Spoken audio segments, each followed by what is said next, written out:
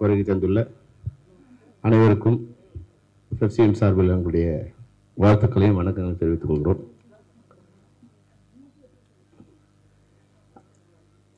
இயக்குனர் ஏழுமலைக்கு தமிழ்நாடு திரைப்பட இயக்குனர் சங்கத்தின் சார்பில் எங்களுடைய வாழ்த்துக்களை தெரிவித்துக் கொள்கிறோம்.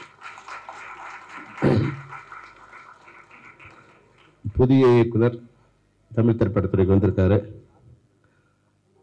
ஒரு புதிய முயற்சியாக வந்திருக்காரு.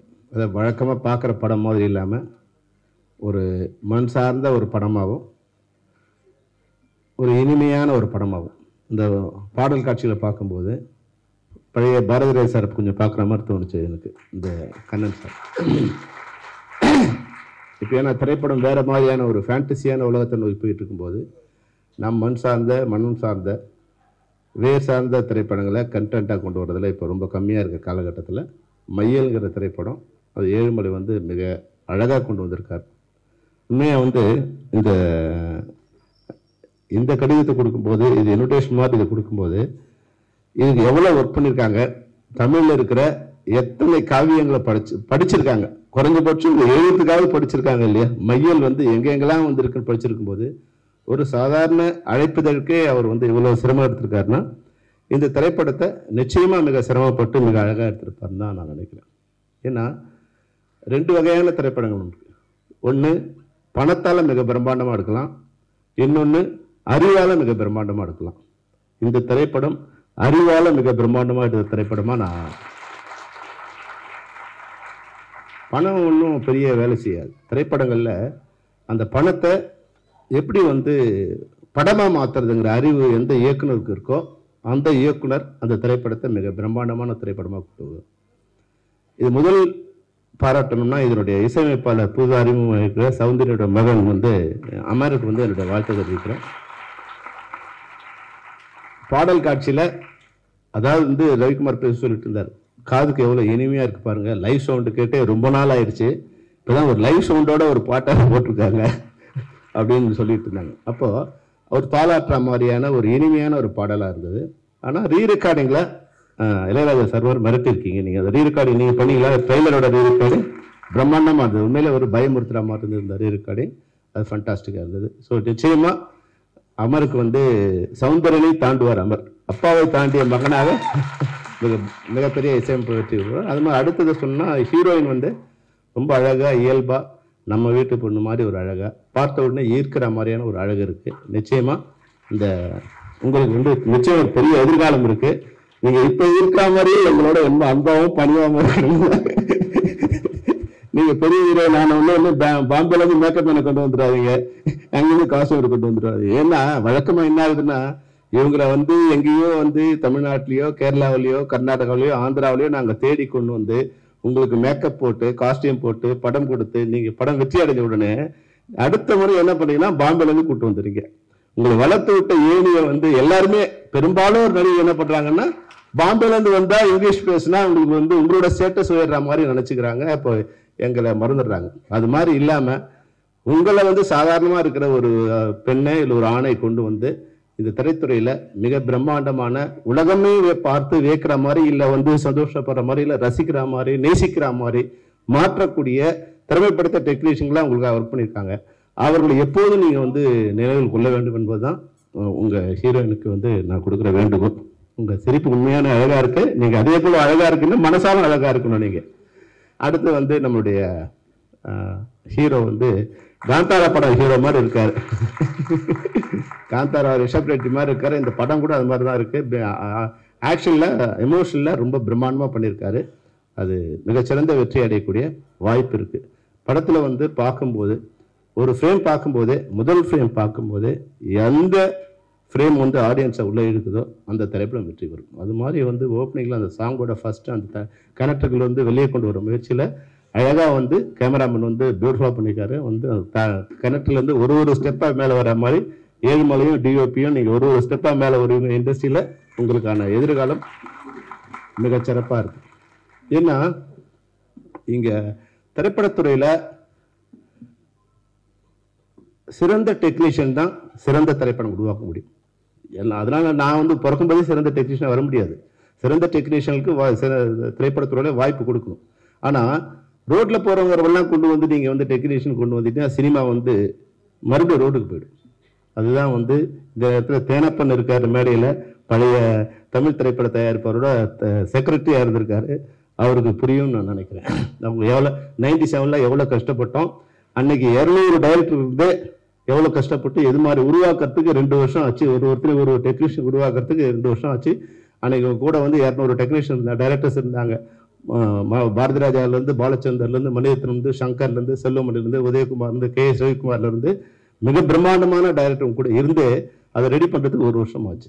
ஏதோ கோபத்தில் வந்து அதான் கெடுக்கிறது ரொம்ப ஈஸி, உருவாக்குறது தான் கஷ்டம், சிறப்பு செய்யறது தான் கஷ்டம். ஒரு குடம் பாலில் ஒரு துளி விஷம் இருந்தால் அது கெட்டு போயிடும்.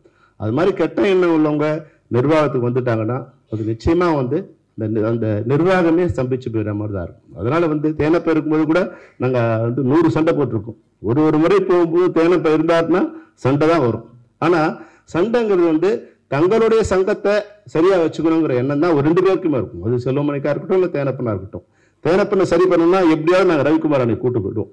எப்படியாவது ரவி நீ கொஞ்சம் வாப்பா, நீ வந்தீங்கன்னா தேனப்ப கொஞ்சம் சுமாரா பேசுவான், இதனால நீ வா அப்படின்னு கூப்பிடுவோம். அப்போ ஒரு யாரு எப்படி போனா எப்படி இருக்குங்கிற நட்பு இருக்கு இல்லையா, அந்த நட்பின் அடிப்படையில நாங்க வந்து வேலை செய்யும் போது இண்டஸ்ட்ரியும் நல்லா இருந்தது, சங்கங்களும் நல்லா இருந்தது. அந்த புரிதல் இல்லாம யாரு கூட சண்டை போடுறோம், என்ன சண்டைனே தெரியாம இருக்கும்போது, இப்போ நீங்க நிர்வாகிகளா இருக்க, தயாரிப்பாளா இருக்க நீங்களாம் அது சொல்லறேன்னா இப்ப என்ன நடக்கும்னா நாங்க வேணுமா வேணாமாங்கிற கேள்வி வந்துடும்.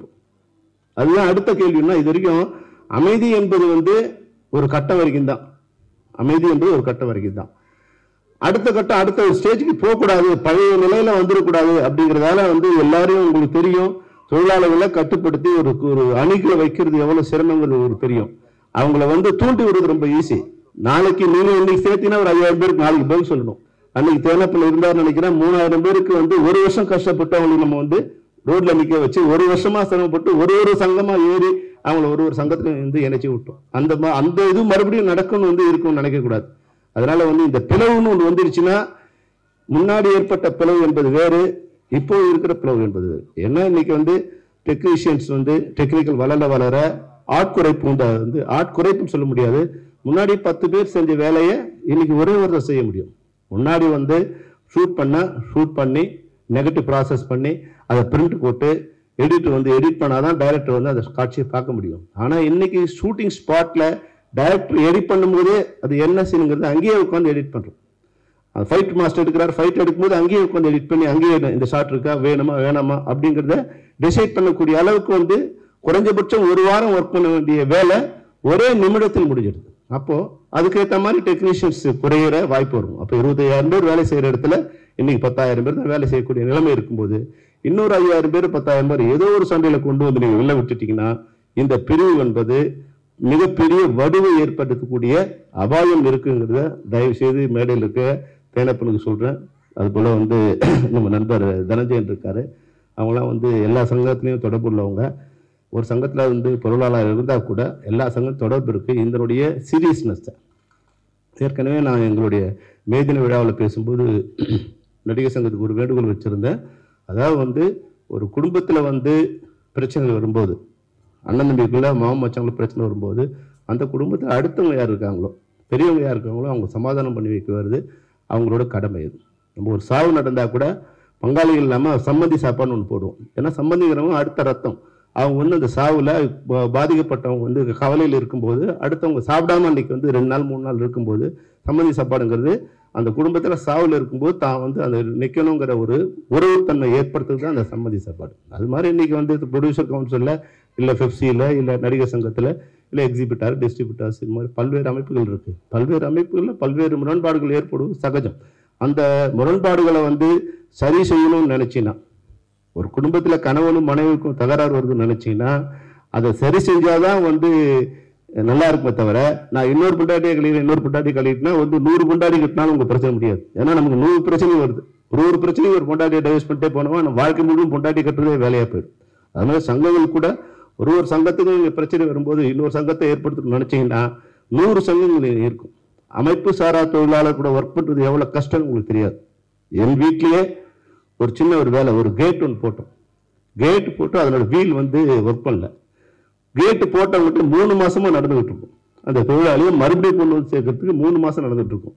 ஆனா நீங்க இன்னைக்கு உட்காந்துட்டு ப்ரொடியூசர் கவுன்சில் உட்காந்துட்டு இல்ல ஒரு டைரக்டரோ ஒரு கேமராமேனோ நாளைக்கு 1000 பேர் ஜூனியர் மறுநாள் காலையில் 5 மணிக்கு அவங்க வந்து நிறுத்தி வைக்கிறாங்க. அதுக்குண்டான மேனேஜர் அங்கே வேலை செய்யறாங்க, அதுக்குண்டான அமைப்பு அங்கே வேலை செய்யுது. லைட் மேன் வரல, கேமராமேன் வந்து எனக்கு 100 லைட் வேணும்னா அந்த 100 லைட் மறுநாள் காலையில் அது பாம்பேல இருந்தாலும் கேரளாவில் இருந்தாலும் ஆந்திராவில் இருந்தாலும் அந்த லைட் வந்து மறுநாள் இறங்குது. இதெல்லாம் ஒரு அமைப்பா இருக்கிற வரைக்கும் தான் இதெல்லாம் சிறப்பா இருக்கும். இதை விட்டுட்டு அமைப்பு சாரா போகும்போது இந்த இண்டஸ்ட்ரியை கெடுக்கிற நிலை வரும். இந்த கப்பல்ல பயணம் செய்யற ஒரு பயணியா மட்டும் இல்ல, இந்த கப்பலை நிர்வாகம் பண்ண ஒரு நிர்வாகியாகவும் தேனப்ப இருக்காரு, தனஞ்சயன் இருக்காரு, சம்பந்தப்பட்டவங்க இருக்காங்க. பத்திரிகை மூலமாக ஊடகங்கள் மூலமாக சம்பந்தப்பட்டவங்க எல்லாருக்குமே சொல்றேன், இது வந்து அடுத்த லெவலுக்கு போயிட்டு இருக்கு. இது ஒரு எச்சரிக்கை மணி. அடுத்து எப்படி வேணாலும் அது திசை திரும்பலாம். அதனால வந்து ஒரு சுகமான நிலையை ஏற்படுத்த சம்பந்தப்பட்டவர்கள் அனைவரும் ஒத்துழைக்க வேண்டும் என்று கூறி மையல் படத்தை வாழ்த்த வந்தோம். இந்த பிரச்சனை சொல்றேன், தயவுசெய்து நினைக்காதீங்க. இது திரைப்படத்தோட பிரச்சனை, திரைப்படத்துறையோட பிரச்சனை. இந்த திரைப்படத்துல உங்க திரைப்படமும் இருக்கு, நீங்களும் நாளைக்கு இண்டஸ்ட்ரியில, ஏன்னா இந்த தயாரிப்பாளர் நிச்சயமா இன்னும் ஒரு 10-15 படங்களை பண்ணக்கூடிய அளவுக்கு இந்த திரைப்படம் இருக்கு. ஏன்னா இதனுடைய வெற்றி வந்து தயாரிப்பாளரோட வேலையே என்னன்னா மிகச்சிறந்த டெக்னீஷியன்களை ஆர்கனைஸ் பண்ணி கொண்டு வந்து ஒரு மேடையில் உட்கார வச்சுட்டாங்கன்னா அந்த பிரச்சனை முடிஞ்சிடும். அந்த திரைப்படத்தை அந்த டெக்னீஷியனுக்கு மிகச்சிறந்த திரைப்படமா கொண்டு வந்து சேர்த்துருவாங்க. அந்த மாதிரி இந்த தயாரிப்பாளர் எங்கெங்கேயோ தேடி இன்னைக்கு ஏழுமலை வரும்போது நான் புழல் சார் வரும்போது மேடை ஏறும்போது அஷ்டத்து கூட யாரும் கைத்தட்டல. ஆனா ஏழுமலை மேடை ஏறும்போது நிறைய பேர் கைத்தட்டினாங்க. அப்ப நிறைய பேரோட வந்திருக்காரு ஏழுமலை வந்து இந்த ஸ்டேஜுக்கு வரும்போதே வந்து ஃபேன்ஸோட வந்திருக்காரு. நிச்சயமா இந்த திரைப்படத்துக்கு பின்னாடி உங்களுக்கு ஒரு நல்ல எதிர்காலம் இருக்கு. இந்த திரைப்படத்தை உருவாக்கிய அனைத்து தொழில்நுட்ப கலைஞர்களுக்கும், இந்த படத்தை தயாரித்த தயாரிப்பாளர்களுக்கும் என்னுடைய வாழ்த்துக்களை தெரிவித்து விடுகிறேன். நன்றி, வணக்கம்.